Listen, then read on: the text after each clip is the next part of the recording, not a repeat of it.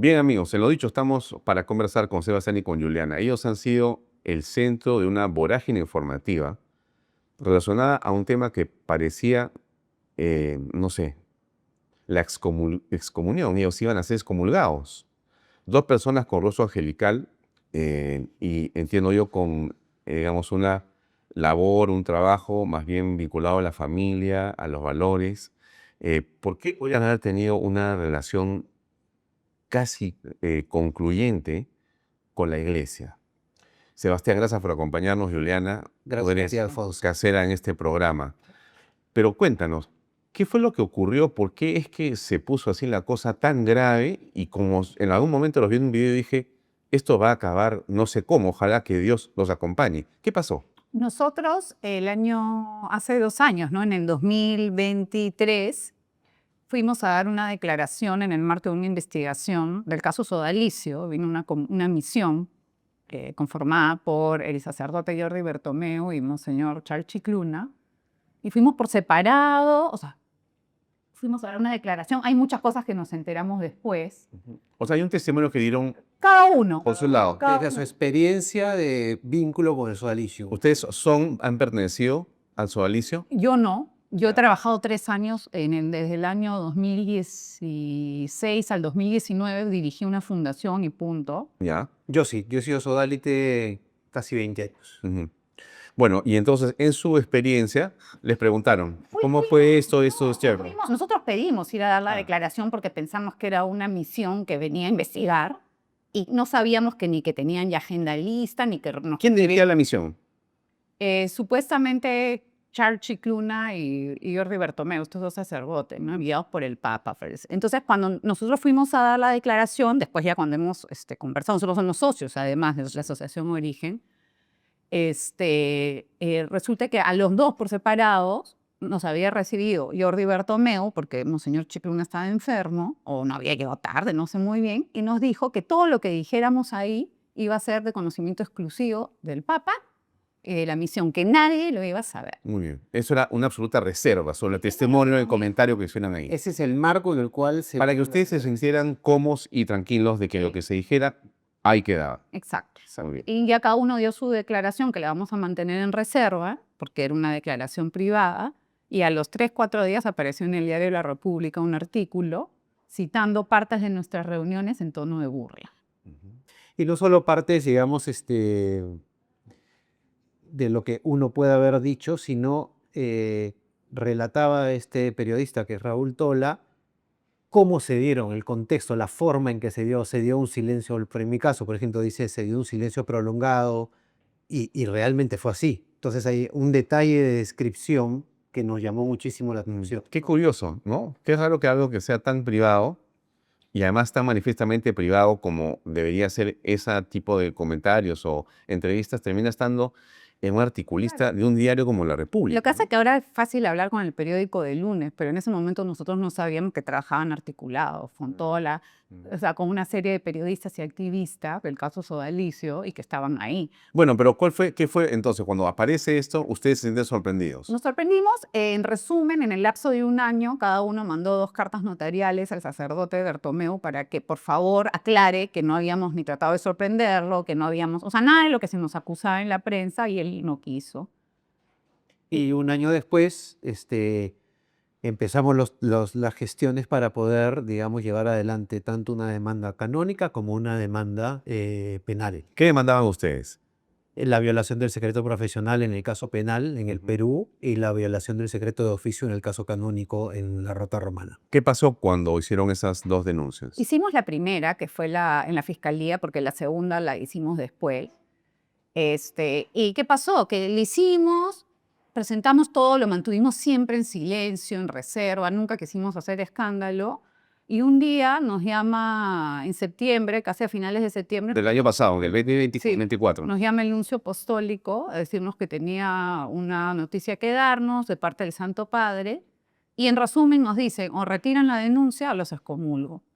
No se los excomulgan, nos dio un precepto penal que se publicó en este video donde nos decían cosas horribles, como que más o menos éramos pues unos delincuentes, nos trata de delincuentes. Así es. y que si no retirábamos la denuncia penal, o sea que no sé qué tiene que ver la excomunión con una denuncia penal en tu país, ¿no? Nos excomulgaban, teníamos que pagar cada uno 100.000 soles a Cáritas Lima y nunca más podríamos aparecer públicamente como católicos. Sí, exactamente. Entonces, ahí va la respuesta a tu pregunta inicial, ¿no? ¿Por qué llegó la excomunión? Aparentemente como una respuesta a la denuncia penal que Julián y yo interpusimos al sacerdote Jordi Bertomeu. Ahora, después los he visto a ustedes, corríjame, en Italia, los he visto en Roma, los he visto con el Papa. Sí. Esto fue en septiembre, la reunión con el Nuncio fue un jueves, donde se nos da este mensaje. El precepto penal decía que si en 48 horas no cumplíamos esos requisitos, se nos excomulgaba. Eso fue un jueves. El día martes nos llama nuevamente el nuncio. Bueno, hicimos un video. Bueno, hicimos un video que Sí, es un video sí que se recuerdo hizo los videos. más o menos viral, digamos. Y a partir de eso, el nuncio nos vuelve a citar. Vamos donde el nuncio el martes. Y el nuncio nos dice que el Santo Padre, porque en ese video nosotros le hacemos un pedido al Santo Padre que por favor nos reciba, escuche nuestro testimonio, porque estábamos seguros que él había sido mal informado en nuestro caso. ¿Por qué? Porque el precepto penal viene firmado por el Santo Padre. Es una, digamos, carta de autoría del Santo Padre. Entonces, ¿Y qué pasó? Entonces el nuncio nos recibió, nos dijo que el Santo Padre había escuchado nuestro video, que nos iba a recibir, coordinamos una fecha, pero el nuncio nos pidió que guardemos absoluta reserva de esto, porque la fecha estábamos en septiembre, el Santo Padre nos recibía el 23 de noviembre, o sea, 2 meses después. Y aguantamos el insulto. En eso, el silencio ha sido muy agresiva, ¿no? Me dijo de todo. Sí. Pero bueno, Dios es grande. Estuvieron con el Papa, conversaron con él. Y nos dijo que la comunión no iba, que había sido un error, y de puño y letra revocó la comunión. Y nos regresamos y no nos pidió, eso sí que es importante, no nos pidió nada a cambio. La gente que está diciendo que el Papa nos pidió algo a cambio es mentira. El tema concluyó ahí. No hubo, ¿qué pasó con la denuncia penal? Sí, continuó. Continuó. Continuó Y su ahí proceso. cuando fuimos a Roma, aprovechamos y pusimos la de la rota. Ustedes continuaron con ambas Sí, claro. vías, la penal y la canónica. Sí.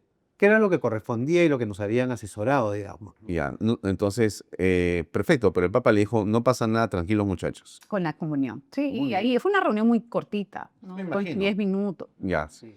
Y bueno, todo bien entonces. Todo bien en términos espirituales, por decirlo, porque tanto Julián y yo somos católicos, obviamente, y eso fue una libertad espiritual muy grande, que el Papa te diga, mira, esto de la excomunión ha sido un error, no va. No, Y pero además, se qué acabó. terrible que te pones con lugar, ¿no? Y bueno, es la muerte espiritual en vida, digamos, Claro, ¿no? es una pena de muerte. Una pena de O sea, si muerte estuviéramos hace no sé cuántos siglos, yo no soy experta, estaríamos quemados en la plaza pública, ¿no? Y era, o sea, y lo más paradójico es que los que más se alegraban son los que dicen que la iglesia es retrógrada, ¿no? Pero claro, es que al final es una contienda Política. política, ideológica. Ya. ¿Y por qué esto se ha actualizado en las últimas horas o días?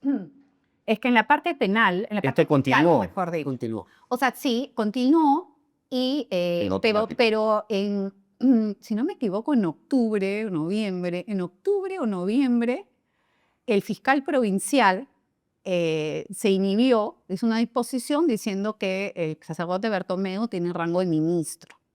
Y se inhibió y lo mandó a la Fiscalía de la Nación, porque digamos, en ese espacio es donde debería ser el tratado este caso. La fiscal de la Nación, Delia Espinosa, agarró y dijo, o sea, hizo una disposición y dijo, acá no hay rango de ministro, porque aparte nosotros habíamos presentado como prueba que el Ministerio de Relaciones Exteriores había dicho de que esa misión con la que vino Bertomeu, en la que nosotros fuimos, no fue acreditada, o sea, no tenía inmunidad. Y la regresó al despacho del fiscal provincial. Luego se apersonó por primera vez el abogado de Jordi Bertomeu presentando 3 pruebas de inmunidad. Uno era su fotocopia de su pasaporte diplomático, otro era como una especie de oficio de la Nunciatura al Ministerio de Relaciones Exteriores para que los reciban en el salón VIP porque eran diplomáticos, y el tercero una especie de acta de trabajo con el Papa donde al final le decía quiero inmunidad. Pero nada de eso te da inmunidad, porque según el reglamento en el Perú de la inmunidad, para que un diplomático tenga inmunidad, no es que yo vengo con pasaporte diplomático y tengo inmunidad, sino que el Estado que te La recibe reconoce tiene que explícitamente. acreditarte Mm. y decir, vienes en una misión, aparte, a trabajar Ujú. como misión diplomática, lo cual incluye la relación con funcionarios del gobierno. Y qué sé. Ujú. Pero Que igual- estás protegido ahí sí, pero no porque tengas un pasaporte Y no porque, o sea, mi jefe, y no porque lo digas. digamos, yo soy francesa, diplomática, y no puede venir mi jefe de Estado y decir, ya, Juliana, tú te vas a ir al Perú, a hacer lo que te da la gana, yo te doy inmunidad en Perú. Claro, así no funciona. No funciona. Ya, Es una acreditación temporal o permanente. ya, es reconocida por el Estado al que tú vas. Exacto. Específicamente y determinadamente a través de algún tipo de resolución que hace. Oficio, documento. Claro, Es así. una acreditación, hay un Un acto, un documento, un procedimiento. procedimiento, correcto. Entonces, la cuestión Que es no es el caso. el fiscal nuevamente dijo, el señor ha acreditado inmunidad, y esta vez no dijo, me niego y lo paso a la fiscalía, archivo. Entonces nosotros impugnamos el archivamiento y la fiscal superior ha dicho recientemente que efectivamente no hay, o sea, que los documentos que se mostraron no acreditan la inmunidad, más bien que los que nosotros presentamos y el Ministerio de Relaciones Exteriores ha dicho que no estaba acreditado y ha pedido ya que se cite a Jordi Bertomeu a declarar. Y además, no solamente tiene que declarar sobre nuestro caso, sino que tiene que mostrar los papeles que acrediten que de verdad es que tiene inmunidad. No que es diplomático, porque la gente se confunde y quisiera aclarar. No es lo mismo ser diplomático que tener inmunidad. Que muchas veces diplomática, que justamente ahí está la confusión por el término, digamos. Entonces, eso creo que es importante. Ya. Ahora, ¿qué va a pasar? Vamos a seguir esperando. Nosotros ahorita hemos pedido un cambio en el fiscal Ajá. provincial. Eso ha hecho que paralice, porque ya 2 veces el fiscal ha demostrado Que tiene cierta preferencia. que tiene cierta preferencia, temor, que no se va llevando los elementos, o sea, que no es el tipo de fiscal para manejar o que no quiere manejar el Claro. caso, Clara, porque ya No la tiene fiscal, algún tipo de- la fiscal de la Nación le ha dicho que no tiene rango de ministro, y después una fiscal superior le ha vuelto a decir, Sí. Y nada. no, ahora hay que esperar. Entonces hay que esperar a ver, ante nuestro pedido de que haya un cambio de fiscal, Sí. qué sucede. Y de acuerdo a eso, lo que nosotros queremos, Alfonso, es que los procesos sigan de acuerdo a la justicia. Claro. Y la la verdad va a salir a la luz. Es así ¿No? de sencillo. O sea, nosotros tenemos aproximadamente, hasta el último momento que hemos hecho una evaluación, o sea, un levantamiento de información, casi 170 artículos en 15 países difamatorios. A raíz de que... A ustedes les empezó han a- hecho. Nos han Break. dicho desde que trabajamos para el Sodalicium, que somos sus operadores, hasta que hemos querido taimar al Papa, engañarlo, Revictimizar víctimas. revictimizar víctimas. Entonces hay una serie de afirmaciones que evidentemente cuando uno tiene la conciencia tranquila no lo afecta de un nivel, pero uno tiene familia, uno tiene un apellido. No, tienes el derecho para poder limpiar tu imagen. Entonces Si consideras que ha sido vulnerada. Y en este caso está el proceso abierto. el proceso está abierto y lo que pudo haber sido en un primer momento, ante nuestras primeras cartas notariales, un ida y vuelta cordial y aceptar que el sacerdote de Bertomeu acepte que se equivocó, que compartió información que no debe haber compartido, etc.